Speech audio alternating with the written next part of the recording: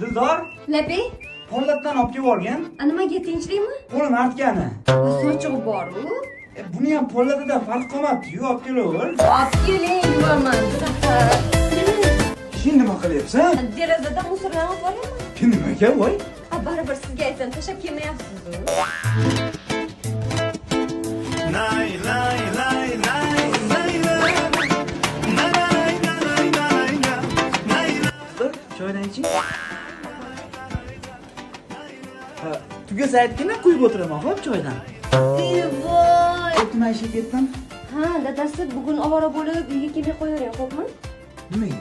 Haligi baribir ishdan kech kelasiz, ertaga yana ovora bo'lib ishga borasizmi deymanda. Bo'pti, ertaroq kelaman.